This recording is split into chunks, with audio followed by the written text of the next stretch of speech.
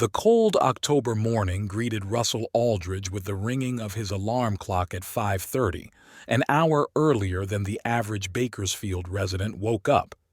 He reached habitually for the bedside table, trying not to wake Verity, who was sleeping peacefully, wrapped in an Egyptian cotton blanket that cost almost a week's income. Russell carefully slipped out of bed and silently made his way to the bathroom, looking at his reflection in the mirror. Tired eyes, wrinkles in the corners of his mouth, early gray in his dark hair. Russell noted that he looked older than his 38 years. 12-hour workdays, 6 days a week, left their marks. But he never complained. His father, a simple MedTech Solutions, the company he founded 10 years ago, started with a small office and one employee, Russell himself. Now he had 18 employees, a warehouse, and an office in an industrial part of Bakersfield.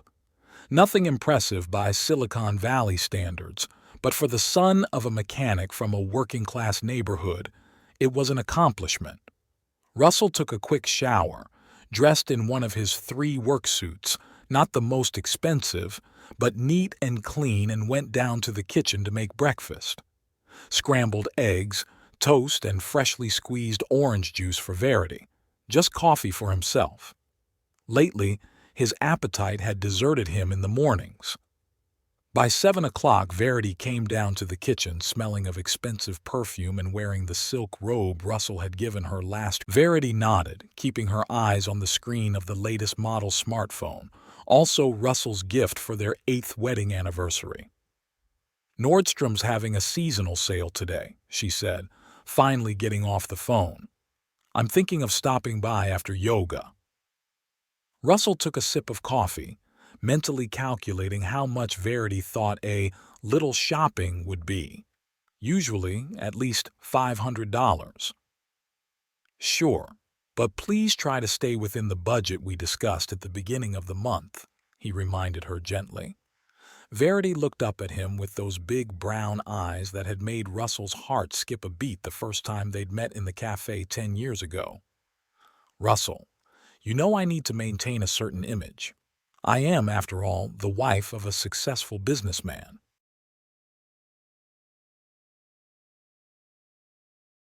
Russell suppressed a sigh. His definition of successful businessman was clearly different from Verity's. For him, success was measured in stability, reliability, the ability to provide for his family. For her, it was designer clothes, vacations at fancy resorts, and country club memberships they could barely afford. "I understand, dear. It's just not an easy time for business. New tax rules, more competition." Verity waved her hand as if to dismiss all those minor problems. "You just need to think bigger, Russell. Maybe you should think about expanding."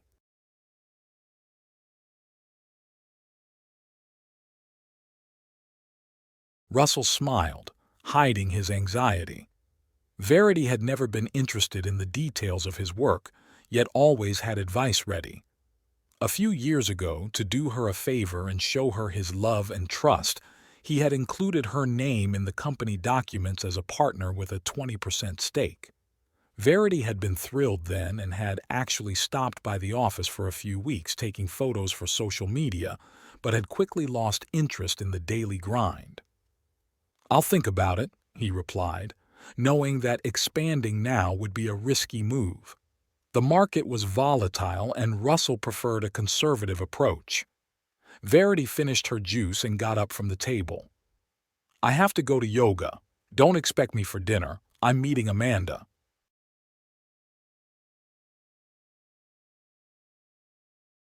Amanda Thorne was the wife of Dr. Thorne, one of Russell's clients and Verity's best friend.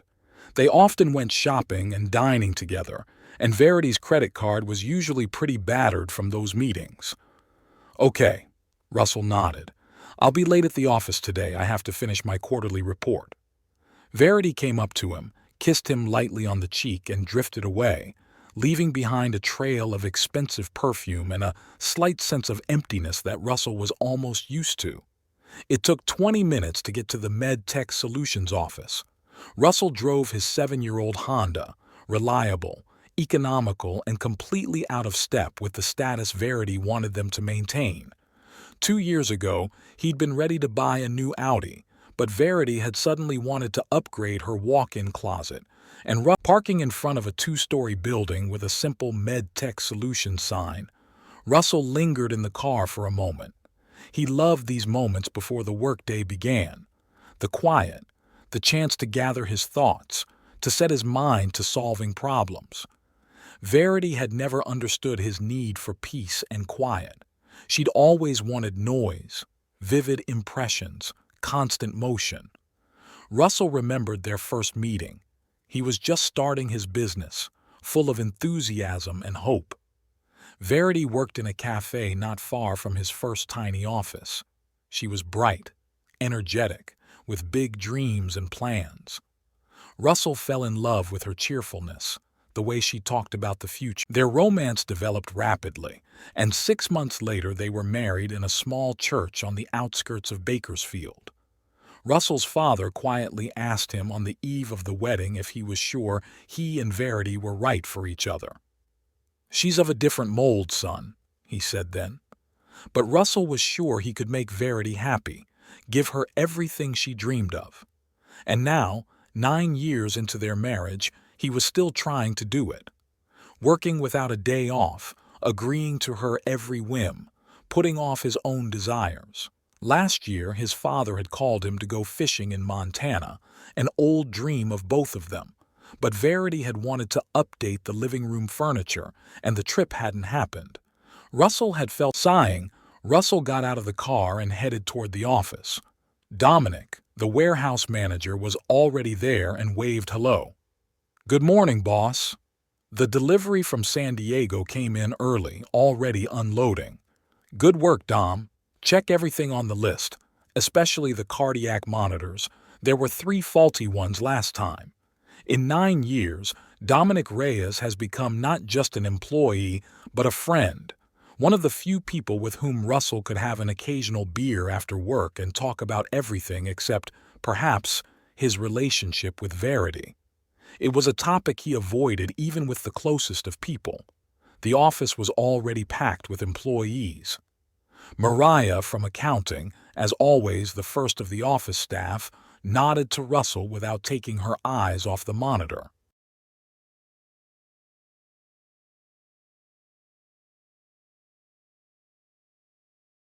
"Mr. Aldridge, you need to sign last month's invoices. Oh, and Dr. Richardson called. Their MRI machine is out of order and they need it replaced or repaired ASAP." "Thank you, Mariah. I'll get him on the phone right away." The day turned into its usual rhythm: calls to clients, checking stock levels, meeting with suppliers of a new line of diagnostic equipment. Russell loved his job. He loved knowing that the equipment he supplied was helping doctors save lives and improve people's health. Not the most glamorous line of work, but rewarding and reliable, like Russell himself. By lunchtime, Verity called. "Honey, I found some amazing shoes at Nordstrom, perfect for that dress I bought last month." And Russell looked at the stack of bills that Mariah had just brought in. Among them was another bill for Verity's credit card. The amount was over $1,000. "Verity, we were talking about the budget. Russell, it's important to our image. Plus, Amanda said there'll be a lot of potential clients for your business at the party. You're always saying networking is important." Russell rubbed the bridge of his nose tiredly. Verity had a knack for finding arguments that were hard to argue against. "All right, but please let's limit it to just the dress and shoes." "Of course, darling. You're the best husband ever."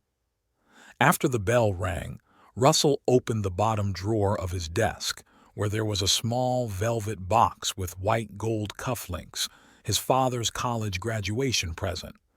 He had decided in the evening, after finishing his reports, Russell decided to walk to the local bar, Joe's, where he sometimes met Dominic.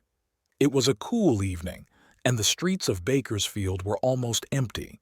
In the bar, the TV was showing a baseball game and a few customers were lazily discussing the local team's playoff chances. "The usual?" the bartender asked, and Russell nodded. Dominic showed up 15 minutes later, greeted Russell boisterously, and ordered himself a beer. "Rough day, boss?"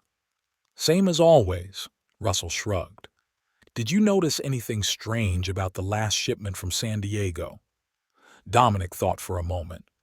"Everything seemed to be on the list. Why?" "I don't know. It's just something on the paperwork that doesn't add up. Probably a miscalculation." They spent the evening discussing work, sports, politics. "Boss, have you and Mrs. Aldridge thought about going on a vacation? You've been working nonstop for a year now." Russell smiled. "Verity went to a spa hotel in Palm Springs last month." "How about you?" "I have too much work." Russell shrugged. "Maybe next year." Dominic shook his head, but remained silent. At home, Russell was met with silence. Verity hadn't returned yet. There was a note on the kitchen table. "Going out to dinner with Amanda after shopping. Don't wait up for me. Go to bed." Russell sank tiredly into a chair. The house they were still paying the mortgage on was furnished in the latest designer fashions, a credit to Verity. But sometimes it seemed to Russell that it was just a pretty decoration, not a real home filled with warmth. He went upstairs to the bedroom and opened Verity's closet. Rows of designer dresses, blouses, skirts, shelves of shoes, a separate section for handbags. Each item was worth more than the entire contents of his own closet. Russell wasn't jealous or resentful. He enjoyed spoiling his wife. But sometimes, in moments of fatigue and loneliness, the thought crossed his mind. What if he wasn't working for them, but only for her? He closed the closet and made his way to the bathroom. He took a shower, brushed his teeth, and went to bed with a book on small business management. Half an hour later, he was asleep and dreaming of his father calling him to go fishing.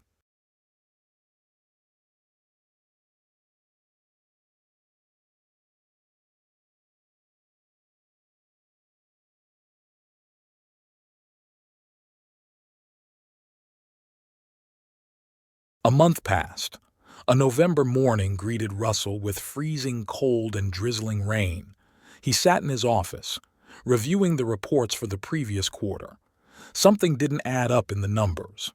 According to the records, the company had purchased nearly 15% more medical equipment than usual, but there was no sign of that increase in the warehouse. "Mariah," he called on the intercom. "Could you come in?" The accountant appeared a moment later, a file folder in hand. "Yes, Mr. Aldridge. Would you take a look at these figures, please? Is it just me, or do we really have a discrepancy between purchases and availability?" Maria put on her glasses and leaned over the papers. Really weird. But what consulting services? I don't recall approving any such expenditures." Maria looked puzzled. "But it has your signature on it, Mr. Aldridge. Here, look." She handed him the document. Indeed, at the bottom of the page was his signature. Russell scrutinized it closely. It looked real, but he didn't remember signing it. Who had prepared this report? Normally, all financial reports go through me, but this one was already signed and given to me by Mrs. Aldridge. She said you approved it. Russell felt a prick of anxiety. Verity had never been interested in the company's financial records. What's changed? "Thank you, Mariah. I'll look into it." When the accountant left, Russell leaned back in his chair and thought. Perhaps he had simply forgotten about that document. There had been too much work lately, and some of the details might indeed have fallen out of his memory. On his way home in the evening, Russell decided to gently question Verity about these consulting services. He found his wife in the living room. She was sitting on the couch with a glass of red wine and watching a reality TV show. "Hi, honey," Verity smiled, not taking her eyes off the screen. "How was your day?" Russell sat down next to her, loosening his tie. "Interesting. Mariah showed me a report with some consulting services that was supposedly signed by me. Do you have any idea what that is? Verity took a sip of wine before answering. Oh, that. Yeah, I've been meaning to tell you. Well, technically you did. Verity smiled lightly. I just slipped the paperwork into the stack you signed last month when you were getting ready to meet with the San Francisco vendors. You were so busy, I didn't want to bother you. Besides, Garrett's a real professional. He's already made some great recommendations. Russell felt irritation building up inside, but he held back. Verity always acted impulsively, without thinking about the consequences. Perhaps she really wanted to help. Verity, you can't make these decisions behind my back. This is my company and I need to know who we hire and what we pay for. Our company, Verity corrected him. Don't forget that I'm a partner too. And I'm just trying to help. Garrett says we have a lot of potential for growth, but we're too conservative. And how much are we paying this Garrett guy? Verity waved him off. Not much, given his experience. Only $5,000 a month. But he's already helped us save money on logistics and suggested a new inventory system. $5,000 a month. Russell felt his breath catching. That was a lot of money for their budget. I want to meet with him, Russell said firmly. If we're paying that kind of money, I need to see for myself if he's worth it. Of course, Verity smiled. He'll be at the office tomorrow at 2. I've already made an appointment. Russell nodded and got up from the couch. He needed to wash and change, and to think. There was something about this situation that made him deeply uneasy, but he couldn't pinpoint what it was.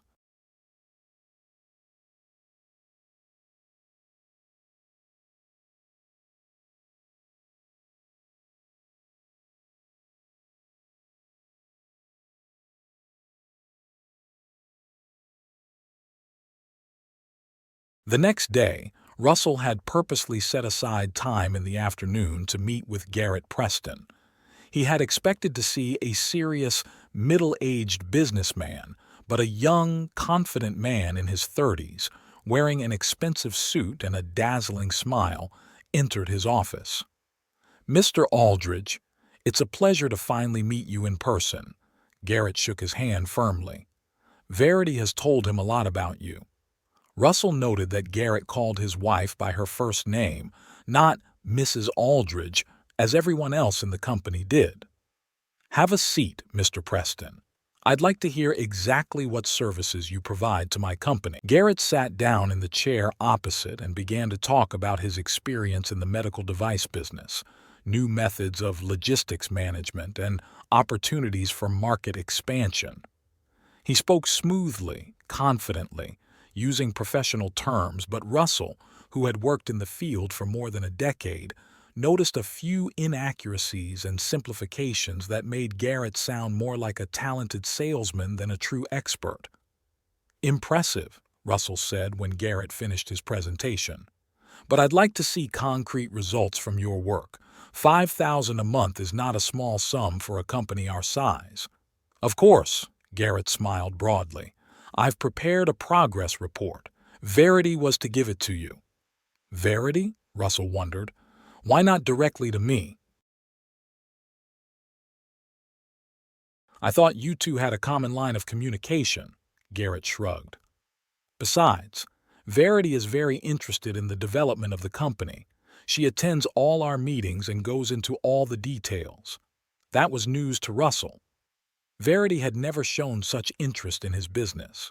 Even in the best times of their relationship, she had found Russell's work boring and down to earth, unworthy of serious attention. I'll have her give me the report, Russell said, and in the future, I'd like you to report directly to me. If you say so, Garrett pursed his lips, but quickly returned the smile to his face. But I have to admit, Verity is a pleasure to work with. She's very quick to grasp things and make decisions.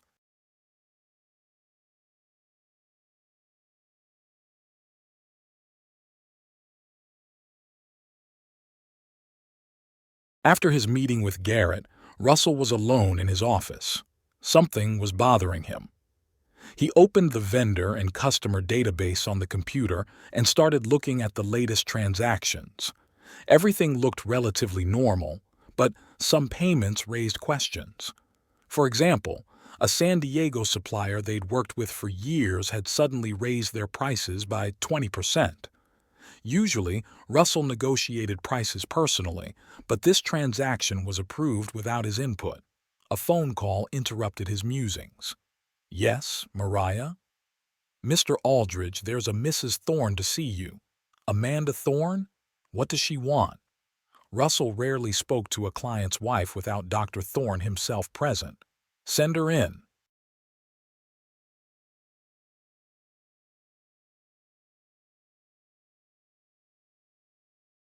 Amanda was an elegant woman in her 40s with impeccable makeup and hair.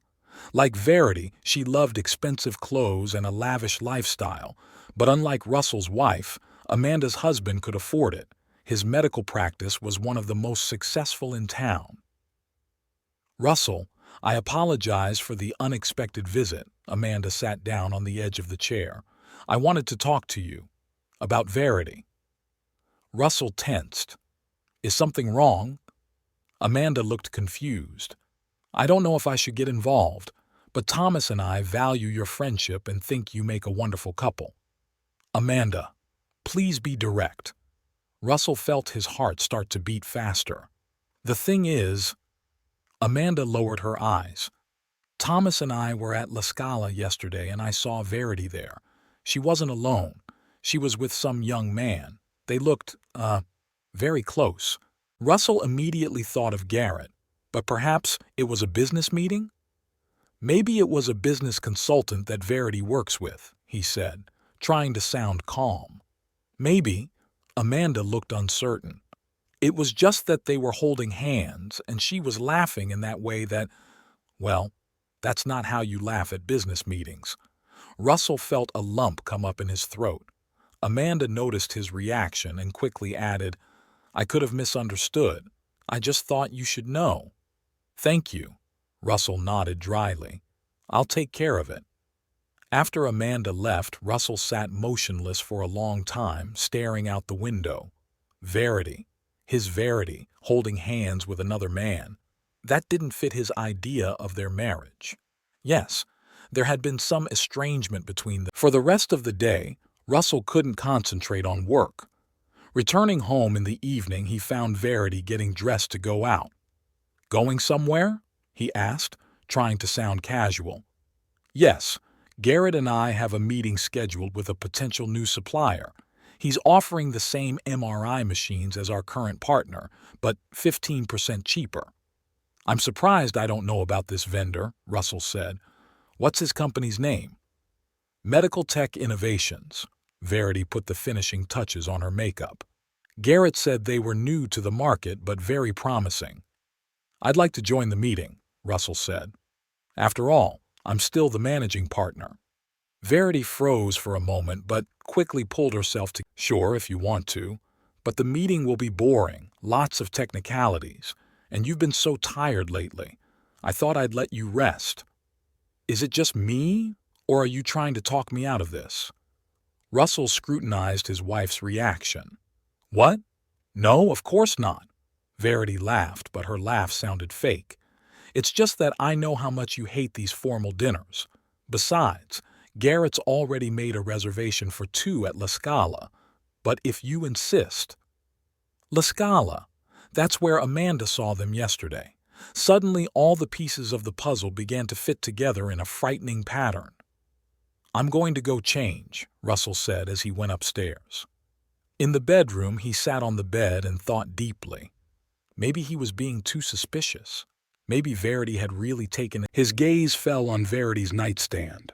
The drawer was not fully closed, and a corner of some document was visible in the gap. Normally, Russell never went through his wife's things, but now it was as if something had nudged him. He went to the nightstand and opened the drawer. Inside was a stack of papers, bank statements that Russell had never seen before. Apparently, Verity had opened a new account that he didn't know about, and that account was receiving regular sums from MedTech Solutions, his own company. Russell felt the ground go from under his feet. He went through all the paperwork trying to find some reasonable explanation. Maybe Verity had decided to make savings. But then why keep it from him? Footsteps sounded downstairs. Verity was coming up the stairs. Russell quickly put the documents back in the drawer and closed it, but not before stepping away from the nightstand. "Russell?" Verity froze in the doorway. "What are you doing?" "Looking for my cufflinks," he lied, barely controlling his voice. "I can't find them. Have you seen them?" Verity looked at him shrewdly but didn't say anything. Only said, "Are you coming? Garrett will be waiting for us in half an hour." "You know what?" Russell faked exhaustion. "You're right. I am really exhausted. Go alone. I trust you to represent the company." The relief on Verity's face was all too obvious, and it hurt Russell more than anything else. "Okay, sweetheart. Get some rest. I won't be late." When Verity left, Russell went back to the nightstand and pulled out the papers again. He took a picture of them on his phone and put them back just as they lay. Then he went down. 2 hours later, Russell sat surrounded by printouts and notes. The picture that was beginning to emerge before him was grim. Nearly $100,000 had disappeared from the company's accounts in the last 3 months. The money had been used for consulting services from a firm called Preston Consulting, apparently owned by Garrett, and for purchases from a new supplier, Medical Tech Innovations, whom Russell didn't know. But the most painful revelation was the hidden expenditures Verity had made in recent months. Expensive restaurants, hotels, shopping, all far more than their household budget allowed. And judging by the dates, all of this spending had occurred on days when Verity was supposedly with Amanda or dealing with business matters. Russell didn't know what to feel. He remembered how he'd met Verity, how happy he'd been when she'd agreed to be his wife, how he'd worked day and night to provide her with a comfortable life, how he'd given up his own desires to fulfill her whims. And in the end, she cheated him, perhaps not only in financial matters, but Russell couldn't bring himself to think about it. The sound of an incoming message on his phone brought him out of his daze. It was Dominic. "Boss, we have a problem. We need to talk tomorrow morning. It's regarding the latest shipment from San Diego." Russell rubbed his eyes. He felt as if his world was beginning to crumble. But he couldn't allow himself to get emotional right now. Needed to keep a clear head. "I'll be in the office at 8, he replied and put the phone away.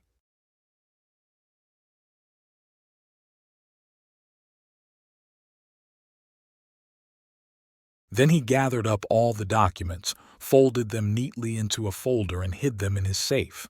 Verity mustn't know he suspected anything. Not yet. Russell went upstairs, took a shower and went to bed. He knew he wouldn't be able to sleep, but he wanted Verity to think he was asleep when he got back. The clock showed 2:30 in the morning when he heard the front door slam. Verity's light footsteps on the stairs, the rustle of clothes in the bathroom, the smell of perfume, not the perfume she'd applied before she left.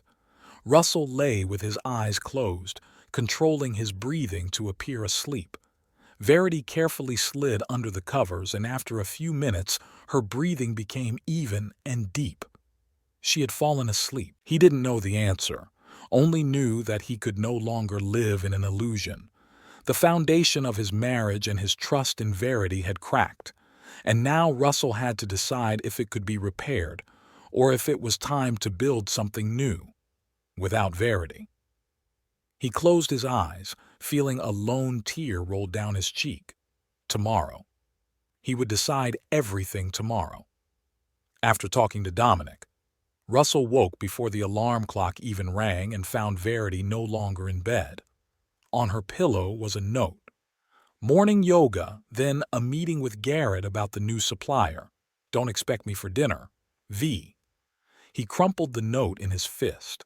What had once seemed like Verity's innocent habit of leaving short messages now took on a very different. They walked to Russell's office. Dominic closed the door tightly and placed a file folder on the desk. "Here, take a look." These are the invoices from that new supplier, Medical Tech Innovations. Russell opened the folder and looked through the documents. According to the invoices, the company had received several shipments of expensive equipment from the new supplier. The money had been transferred, but… Dom, are you sure we didn't receive those machines? Dominic nodded. Absolutely. I've checked our warehouse and records 3 times. We don't have this equipment and never have. But money has been paid for it. Almost $200,000 in the last 2 months. Russell felt a cold lump forming in his stomach. 200,000. That explained why the company's financials had… That's the thing, boss. It's your signature, and Mrs. Aldridge's. Russell scrutinized the signatures. Yes, it was his handwriting, but something was off. Too perfect, too mechanical. It wasn't me, Dom. I never signed those documents. That's what I thought, Dominic nodded. That's why I decided to talk to you directly instead of going to the accounting department. Russell leaned back in his chair, trying to comprehend the magnitude of what was happening. Verity and Garrett weren't just stealing money, they'd created a whole scheme with a fictitious supplier. I already did. Dominic held out another sheet. The company was registered only 4 months ago. The founder is some corporation from the Cayman Islands, but I talked to a friend of mine who works in this field. He heard Garrett Preston was behind Medical Tech Innovations. Everything was coming together. Garrett was using his influence over Verity to gain access to the company's finances. She was signing documents on Russell's behalf, probably without even fully realizing the consequences of her actions. Or, she was fully aware and acting in concert with Garrett? Thank you, Dom. That information stays between us until I decide what to do next. Of course, boss. I'm on your side. Always have been.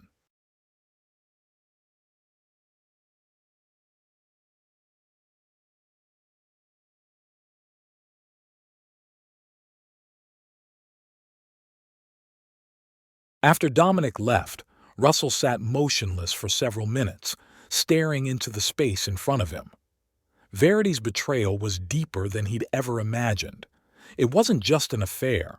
It was an elaborate fraud scheme that could lead the company into bankruptcy. Russell took a deep breath and made a decision.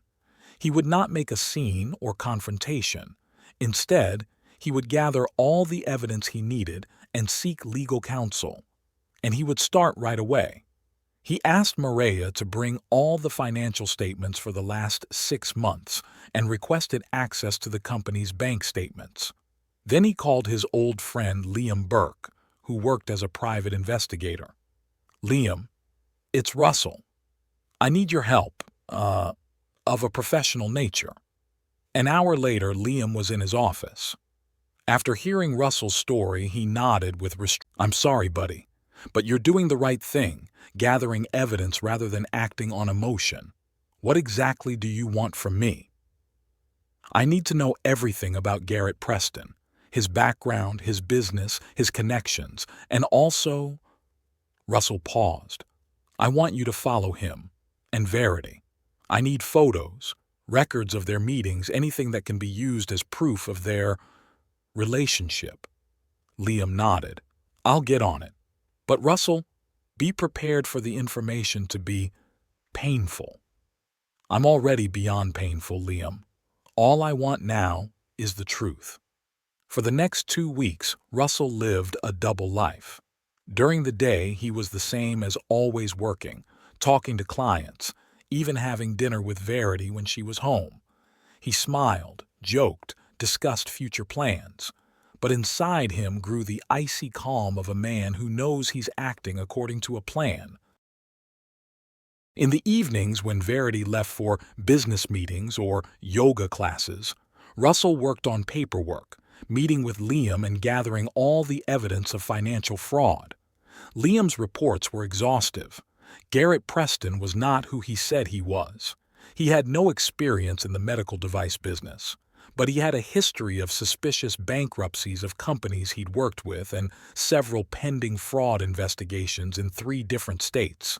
But the most painful part was the photos. Verity and Garrett in restaurants, holding hands. Verity and Garrett kissing outside a hotel.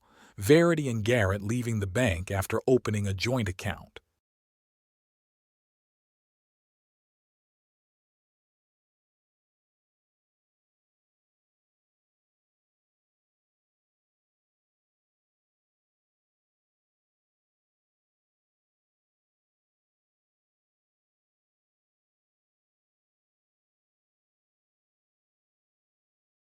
When Liam showed him those pictures, Russell felt something inside him finally break.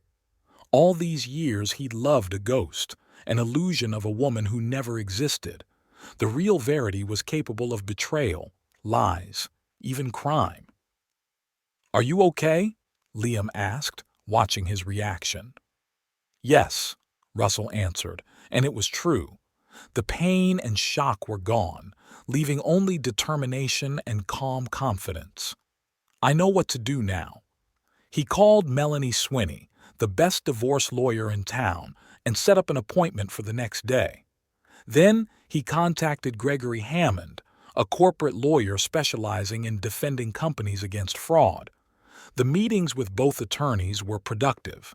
Melanie, after listening to the story and reviewing the evidence, assured Russell that he had a good chance of a favorable outcome in the divorce proceedings. "Mr. Aldridge, given your wife's financial fraud, the court will likely not only not award her alimony, but may even award damages in your favor. In addition, you may be able to exclude her from owning the company for proven fraud."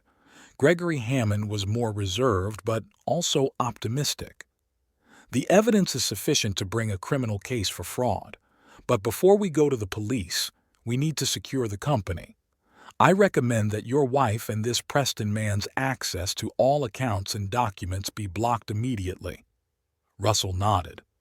"I'll do that today."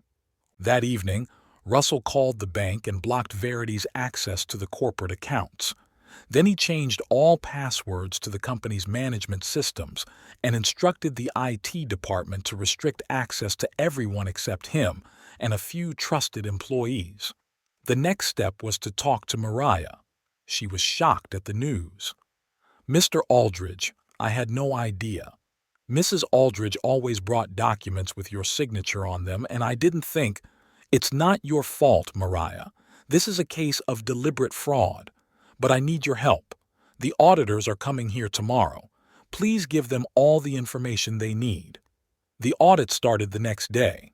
3 specialists from Deloitte and Touche methodically went through all the company's financial documents for the last 6 months, tracing all transactions, especially those related to a new supplier and consulting services. Russell watched this process with a strange calmness. He had already made his decision and was now just waiting for all the details to fall into place. Verity called in the afternoon while the auditors were still in the office. "Russell, what's going on? I just got a call from the bank saying that my access to the company accounts has been blocked." "Yes, that's right," Russell replied in a steady voice. "We're undergoing an audit. For security reasons, the access of all employees is temporarily restricted, except for me and the department heads." "But I'm a partner," Verity said indignantly. "You can't just restrict my access." "I can if there are suspected financial irregularities," Russell replied calmly. "In fact, that's why I ordered the audit." There was silence for a few seconds. Then Verity spoke in a different tone, a soft, "Russell, honey, what are you talking about? What kind of violation? Maybe we should discuss this at home, over dinner." "I don't think that's a good idea, Verity. I'll be late. I have a meeting with the lawyers." "Lawyers?" Her voice shook. "Why?" "I'll see you at home, Verity." Russell ended the conversation without waiting for an answer. An hour later, Garrett called. Russell had been expecting this call and was ready. "Mr. Aldridge, what kind of farce are you putting on? Verity is hysterical. What audit? I demand an explanation." "Nothing out of the ordinary, Mr. Preston. Just standard procedure. By the way, I'd like to see a full report on the consulting services you provided to our company. And of course, all the supply documents. Look, Mr. Aldridge, there may have been a misunderstanding. Let's meet and talk it over. I'm sure we can find a compromise. A compromise? For the first time in the entire conversation, Russell let his emotion show in his voice. You stole $200,000 from me and my wife. What kind of compromise are you suggesting? That's what this is all about, Garrett said. Well, we'll see what Verity has to say about that. She's not such a faithful wife, if you haven't noticed. I know, Russell replied briefly. I have photos proving your relationship and documents proving fraud. My lawyers have it all, and the police will have it soon. So, Mr. Preston, if I were you, I'd start packing my bags. California prisons, I'm told, are not a pleasant place. You're bluffing. But Garrett's voice was no longer as confident as before. Check it out. Russell ended the call and disconnected the phone. That evening, when Russell finally arrived home, Verity was waiting for him in the living room. She was impeccably dressed and wearing makeup, as she always did in critical situations. On the table in front of her was a bottle of expensive wine and 2 glasses. Finally, she smiled. I've been trying to reach you all day. Russell put his briefcase on the table and looked at his wife. How strange. He'd been married to this woman for 9 years, but now she seemed completely foreign to him. Beautiful, yes. Attractive, certainly. But completely alien. Verity, we need to talk. Of course, darling, she patted the couch beside her. Sit down. I opened your favorite wine. Russell remained standing. I know about you and Garrett. Verity froze, her smile fading. Then she slowly set her glass down on the table. I don't know what you mean. No more lies, Verity. I have all the proof. Pictures, documents, reports. The audit will be over in a couple days, and I'll know exactly how much you stole. After that, I'll file for divorce and I'll file a fraud report with the police. Verity's face changed. The mask of the charming wife fell away, giving way to cold calculation. You won't do it, Russell. You love me too much. I loved a woman who, as it turned out, never existed, Russell replied calmly. I'm only now beginning to recognize the real you. Verity suddenly changed tactics. Her eyes filled with tears and she spoke in a shaky voice. Russell, it was Garrett. He manipulated me, made me do these horrible things. I was so stupid. Please give me another chance. I'll make it up to you. Russell watched this game with detached curiosity. How long had he been blind?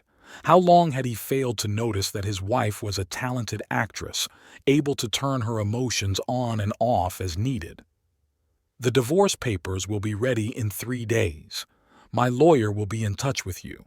In the meantime, I'm going to spend the night in a hotel, and Verity, don't even try to withdraw any money or take anything of value from the house. I've got it all covered. You can't do this to me. Verity jumped up, her face contorted with rage. I'm your wife. Half of this belongs to me. Not after the court finds out about your fraud, Russell replied calmly. Goodbye, Verity. He went upstairs, packed a few necessary things into a travel bag, and left the house without turning around.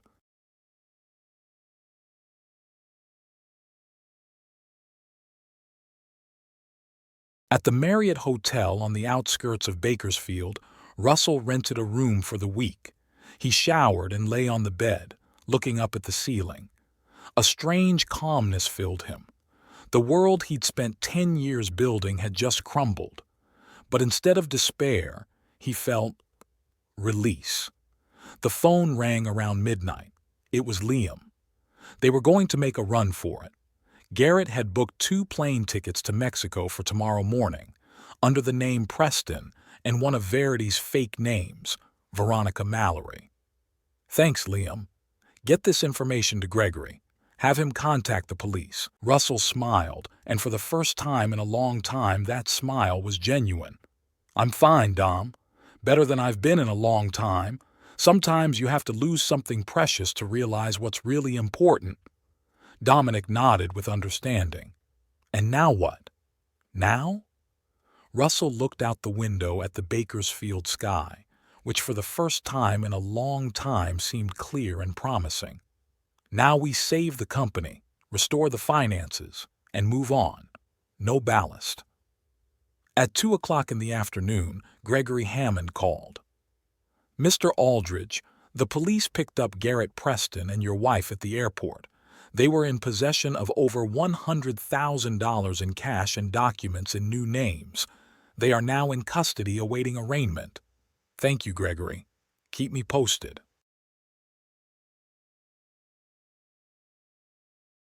Russell hung up the phone and looked at the photograph on his desk. Him and Verity on their wedding day. 10 years ago. She was smiling at the camera and he was looking at her with adoration. Russell took the photo and tucked it away in his desk drawer. This phase of his life was over. He realized that all these years he had built his life on a foundation of illusions, believing that self-sacrifice was love, that giving up his own wants and needs would make his marriage stronger, that Verity would love him more if he gave her everything she wanted. Now he knew the truth. True love is not sacrifice, but partnership, not self-denial, but mutual respect and support, and he deserved that kind of love. Maybe not now, not soon, but someday. The February morning was unusually clear for Bakersfield. Russell woke up in his room at the Marriott and felt strangely calm. Today was the day of the first court hearing for his divorce from Verity and a separate hearing on the fraud at the company. 2 months of preparation, gathering documents, meeting with attorneys, everything was leading up to this day. Russell put on his best suit, a gift from his father for his 35th birthday, and carefully tied his tie. His reflection in the mirror looked collected and determined. Gone were the shadows under his eyes that had been his constant companions during the last years of his marriage. He looked different, felt different. Dominic was waiting for him in the hotel lobby, offering to give Russell a ride to the courthouse.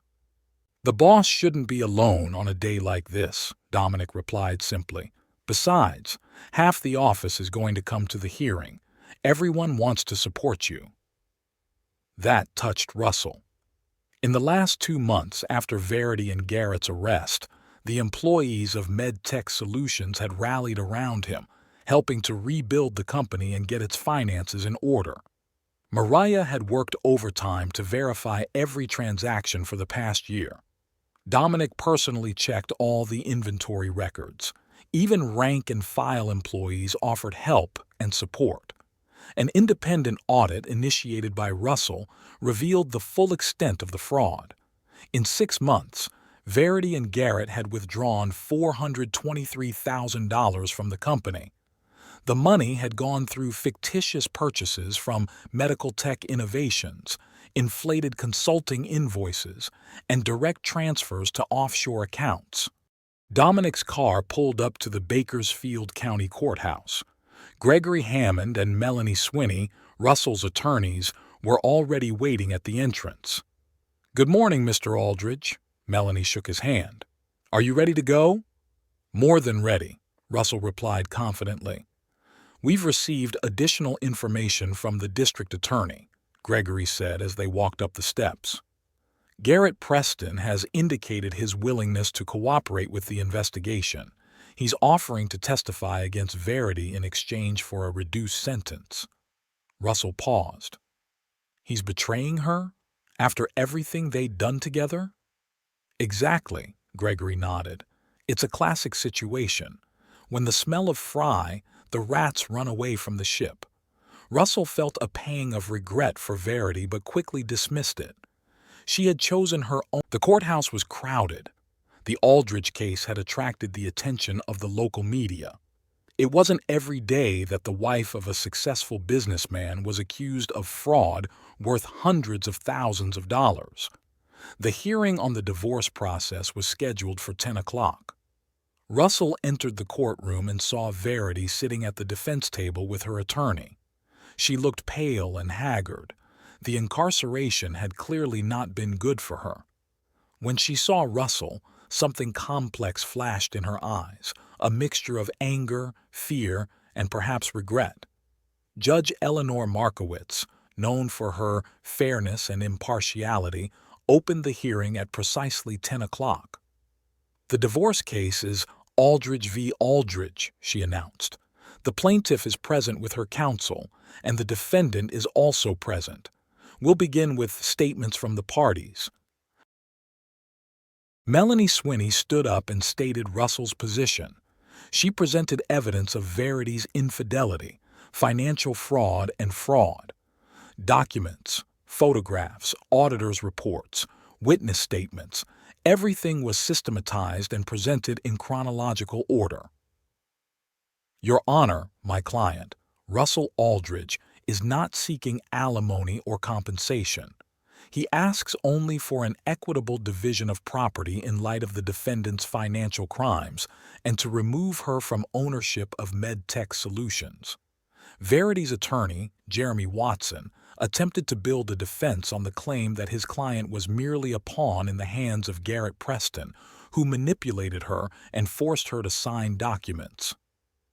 "Your Honor, Mrs. Aldridge was the victim of deception by Mr. Preston, who took advantage of her emotional vulnerability due to her husband's lack of attention." Judge Markowitz interrupted him. "Mr. Watson, if your client claims she signed documents under duress, why didn't she go to the police or tell her husband?" She was afraid, Your Honor." "Afraid of what exactly?" "According to the documents presented, Mrs. Aldridge regularly withdrew substantial sums from a secret account in her name. This money was spent on luxury goods, restaurants, hotels. This does not sound like the behavior of a person acting under duress." Watson tried to continue his defense, but his argument sounded less and less convincing. Verity sat with her head down, occasionally glancing at Russell. Once their eyes met, and Russell saw something new in her gaze, an understanding of the reality of the situation. She had lost, and now it was obvious to everyone, including herself. After 3 hours of hearing, Judge Markowitz recessed until 2 o'clock in the afternoon, when the fraud hearing was to begin. Waiting for Russell in the courtroom hallway were MedTech Solutions employees Mariah, Dominic, and several others. They surrounded him, expressing support and solidarity. "You did great, boss," Dominic said. "The judge is clearly on your side." "It's not a question of sides, Dom," Russell replied. "It's a matter of truth and justice." Russell noticed a familiar figure heading for the exit of the courthouse. Garrett Preston, accompanied by his lawyer and a police officer, was walking quickly toward the door without looking around. Because of the plea bargain, he was temporarily out on bail. "What a coward," Dominic muttered. "First he seduced your wife, then he stole from your company, and now he's turning her in to save his own skin." Russell was silent. What could be said for a man who'd built his life on deceit and manipulation? Garrett was just a predator acting on his nature.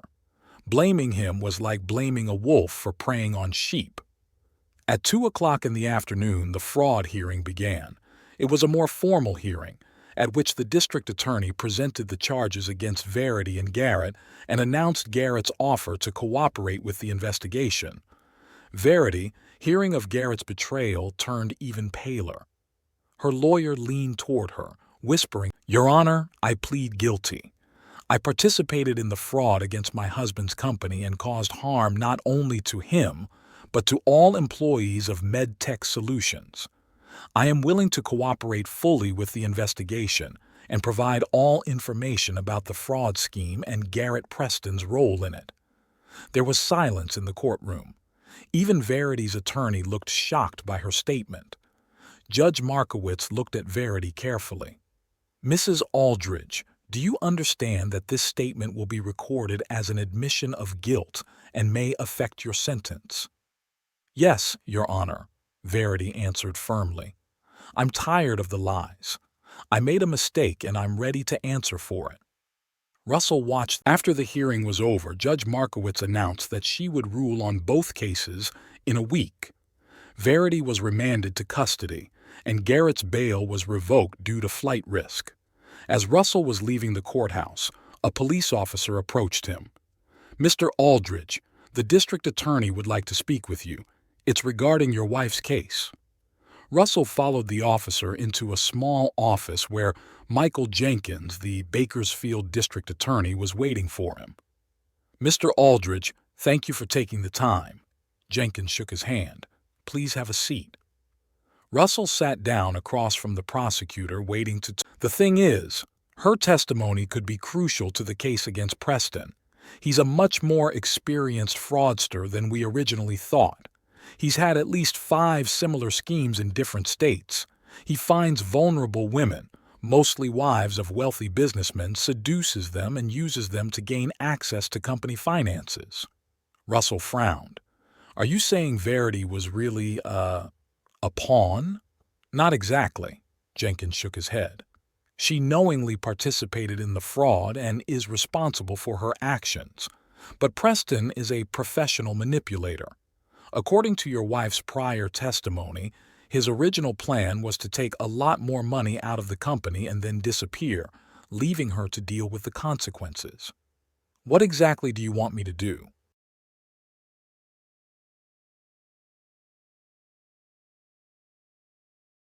"Given your wife's cooperation, we recommend the court commute her sentence, perhaps probation instead of jail time.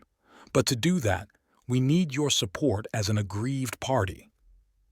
Russell took a deep breath. He hadn't expected this turn of events. For months he'd lived with the clear understanding that Verity was as much an abuser as Garrett. Now the picture was becoming more complicated. "I need to think about it," he said at last. "I'm not ready to make a decision right now." "Of course," Jenkins nodded understandingly. "You have until the next hearing." That evening, Russell returned to his room at the Marriott. The day had been emotionally draining. He took off his jacket, loosened his tie, and sat in his chair, looking out the window at the lights of evening Bakersfield. A phone. "Russell, I just found out something interesting about our friend Garrett. Did you know he tried to escape?" "What? When?" Today, after the hearing.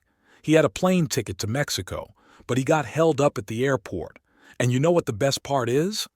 He had almost $300,000 in cash on him, and no sign of the money he allegedly shared with your wife." Russell frowned. "Are you sure?" "Positive. My police source says they've checked all the accounts associated with Verity. There's almost nothing in them. Preston had all the money." After his conversation with Liam, Russell sat in silence for a long time. The new information was forcing him to rethink the situation. Was Verity really just a tool in Garrett's hands?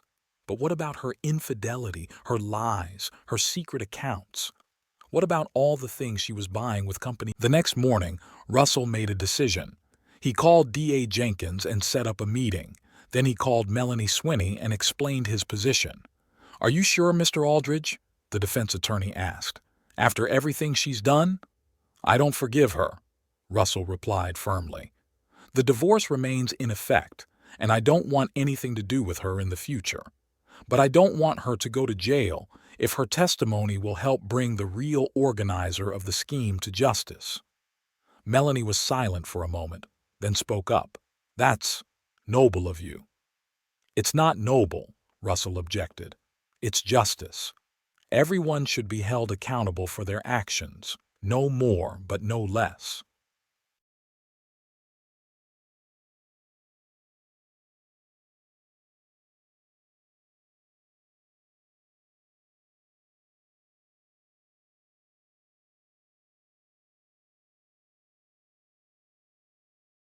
The meeting with the prosecutor was constructive. Russell agreed to support a motion for leniency for Verity, provided she made full restitution to the company and was removed from ownership of MedTech Solutions. 3 days later, Russell was invited to meet with Verity in the presence of her attorney and a representative of the prosecutor's office. He hesitated whether to go, but finally decided he needed to hear what she had to say. The meeting was in the conference room of the prosecutor's office. Verity looked even more haggard than she had in court. She looked up when Russell entered but didn't say a word. The prosecutor summarized the terms of the deal under which Verity would testify against Garrett in exchange for probation.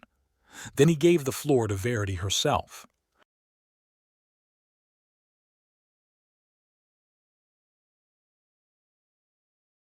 "Russell," she began in a low voice, "I know that no words can undo what I've done.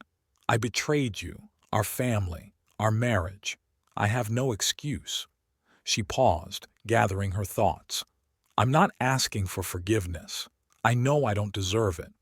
But I want you to know that I did love you in my own way, and I'm sorry I ruined everything." Russell looked at the woman he'd lived with for 9 years and didn't recognize her. Or maybe it was the other way around. For the first time he saw the real Verity, without masks and pretenses. "I'll take the deal," he said, addressing the prosecutor, not Verity, "provided she pays full restitution and waives her rights to the company." "Of course," the prosecutor nodded. "All the documents have already been prepared." When the formalities were completed, Russell got up to leave. Verity's voice caught up with him at the door. "I'm not doing this for you, Verity. I'm doing it for justice.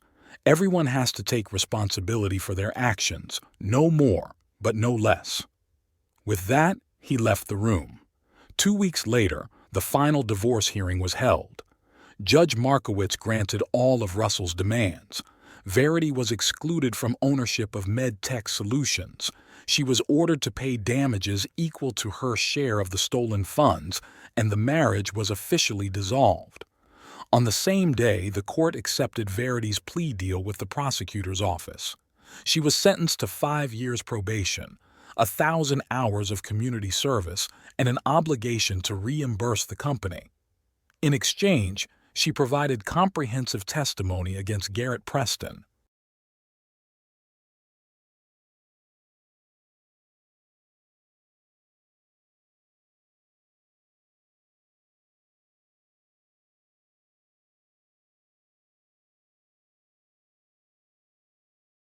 Garrett, who refused the deal and chose to fight the case at trial, was found guilty on all counts and sentenced to 15 years in prison without parole. The court also ordered him to repay all stolen funds. On the way out of the courthouse, journalists were waiting for Russell. One of them shouted, "Mr. Aldridge, how do you feel after today's court decision?" Russell stopped and looked at the reporters. "I feel that justice has been served. Not revenge, not retribution, but justice. Everyone got what they deserved." "You supported commuting your ex-wife's sentence. Why?" "Because she admitted her mistakes and she's willing to fix them. Unlike some of the others involved in this story," Russell answered and went to the car, where Dominic was waiting for him. "Where to now, boss?" Dominic asked as they drove. "To the office," Russell replied firmly. "We have a lot of work to do. The company is still recovering from the damage and we need to move forward." "What about, personal life?" Dominic asked cautiously. "You're free now," Russell smiled. "There would be time for that. The main thing now is to bring MedTech Solutions back to stability. By the way, I'm thinking about a new development strategy. Remember, we discussed the possibility of expanding into the home medical equipment segment?" Dominic nodded understandingly. The conversation turned to business topics, and Russell felt the tension of the last few months begin to release him. This chapter of his life had come to an end. Verity and Garrett had gotten what they deserved. The company had survived and continued to. That evening, sitting in his office and looking over the last month's sales reports, Russell realized that for the first time in a long time he felt satisfied. Not happiness, that was still a long way off, but a deep, quiet satisfaction that he had done the right thing. Justice had been served, and that was more important than any revenge or retribution. It was 6 months after the trial. Russell was fully immersed in his work, restoring MedTech Solutions' reputation and financial standing. Thanks to his efforts, not only was the company back on track, but the company had also begun to venture into a new line of business, supplying medical equipment for home use.